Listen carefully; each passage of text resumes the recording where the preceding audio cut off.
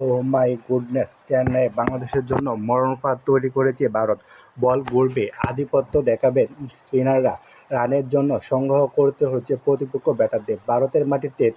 ভারতের মাটিতে test series মানে এক চেনা চিত্র। অস্ট্রেলিয়া, ইংল্যান্ড, নিউজিল্যান্ড কিংবা দক্ষিণ আফ্রিকা, ভারতের মাটিতে স্পিন পিচে এসে কাবি খেয়েছে সকলেই। এসজি বলের কারিশমা আর অশ্বিন জাদেজার জুটিতে ভারতের ঘরের মাঠে ঠেস করেছে আধিপত্য।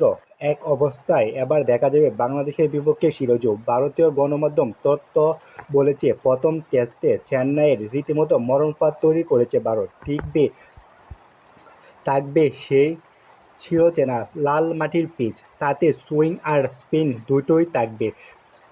রবিচন্দ্র অশ্বিন আর রবীন্দ্র জাদেজা বাংলাদেশের সিরিজে ক্যাম্পে যোগ দিয়েছে, তাই লম্বা সময় পার করছেন স্পিনাররা। রবীন্দ্র জাদেজা আর অশ্বিন সকালে সেশনে লম্বা সময় বোলিং করেছে লাল মাটির পিচে।